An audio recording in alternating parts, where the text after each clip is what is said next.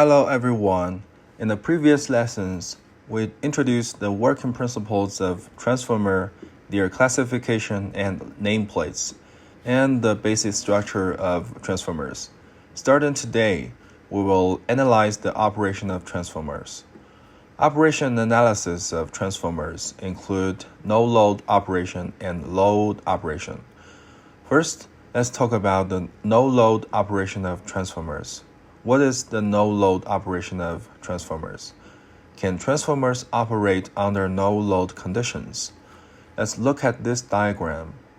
The transformer primary winding is connected to an AC power source U1, while the secondary winding is open, I2 equals to 0. This mode of operation is called no-load operation.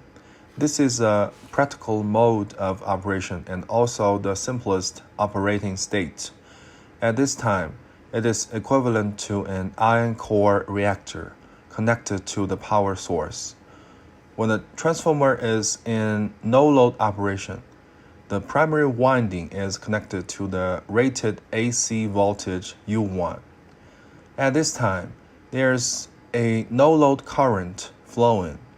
The no-load current I0 establishes a no-load magnetic motive force F0. This magnetic motive force produces a no-load magnetic flux. For ease of study, the magnetic flux is divided into two parts. One part of the magnetic flux closes along the iron core and simultaneously links the primary winding and the secondary winding. This is called the main magnetic flux. The other part of the magnetic flux mainly closes along non-ferromagnetic materials such as transformer oil or air, closing and linking only with the primary winding. This is called the primary winding leakage flux. According to the law of electrical magnetic induction, the alternating magnetic flux in the primary and secondary windings, respectively, induced electrical motive forces E1 and E2. The leakage flux induces a leakage electrical motive force E1 in the primary winding. Additionally, the no-load current also produces a small resistive voltage drop I0R1 in the primary winding. In summary, during the no-load operation of the transformer, the relationships between various physical quantities as shown in the diagram. Main magnetic flux and leakage flux can be explained from four aspects. First, different paths. The main magnetic flux closes along the iron core, while the leakage flux closes along non-ferromagnetic materials such as air or transformer oil. Second, different quantities. The main magnetic flux accounts for more than 99%, while the leakage flux accounts for less than 1%. Third, different functions. The main magnetic flux links both the primary and secondary windings, producing induced electrical motive forces E1 and E2, thus transferring energy. The leakage flux links only with the primary winding and cannot transfer energy.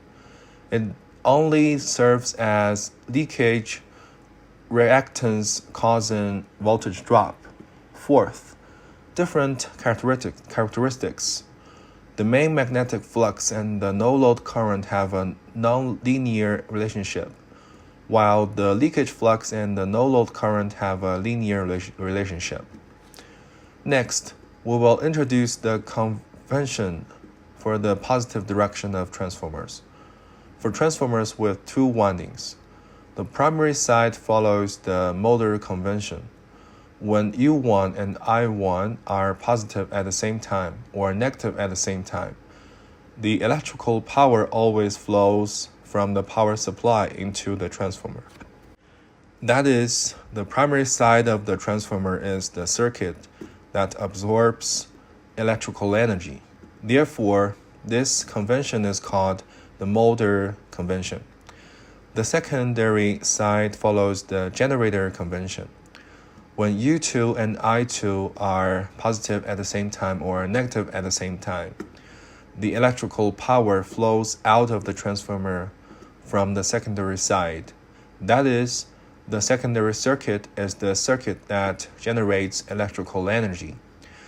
This is equivalent to the nature of a generator. Therefore, this convention is called the Mulder convention. We emphasize that the magnetic flux and the current that produces it follow the right-hand rule. The electrical motive force and the magnetic flux that induces it follow the right-hand rule. Next, let's discuss the no-load current. Definition of no-load current. During no-load operation, the current flowing through the primary winding of the transformer is called the no-load current. The function of the no-load current, it is mainly used to generate the magnetic field, so it is called the excitation current. Additionally, it provides the losses. The no-load current can be considered as consisting of two parts. One part is the magnetizing component, whose function is to produce the main magnetic flux.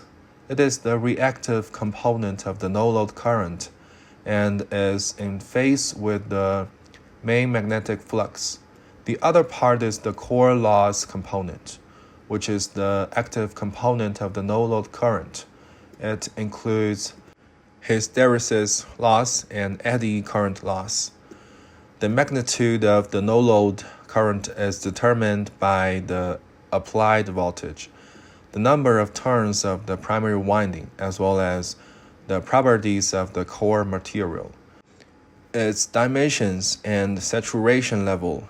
Since the transformer core is made of high magnetic permeability silicon steel sheets laminated together, the core's magnetic reluctance is very low. To establish the magnetic flux, the required no-load current is also very small. For small transformers, the no-load current is generally 1% to 10% of the rated current. The larger the transformer capacity, the smaller the percentage of no-load current. For large and medium-sized transformers, the percentage of no-load current is even less than 1%. Finally, let's look at the waveform of the no-load current. The waveform of the no-load current is related to the core saturation level. The core saturation level is related to the amplitude of the applied voltage. When the core is unsaturated, the excitation current is proportional to the magnetic flux. When the applied voltage is sinusoidal, the magnetic flux in the core is also sinusoidal. Therefore, the excitation current is sinusoidal. In practice, to fully utilize the core material, when operating at rated voltage, the power transformer core is always near saturation. Using the nonlinear magnetization curve of the core, the excitation current waveform can be obtained graphically, as shown in the diagram. When the main magnetic flux varies sinusoidally, the excitation current is a peaked wave. According to harmonic analysis, the magnetizing current of the peaked wave contains significant third harmonic components. The greater the core saturation, the larger the third harmonic component, and the sharper the waveform. In engineering practice, for ease of analysis, measurement, and calculation, a sinusoidal equivalent no-load current is usually used to replace the actual peaked no-load current. Today, we'll stop here.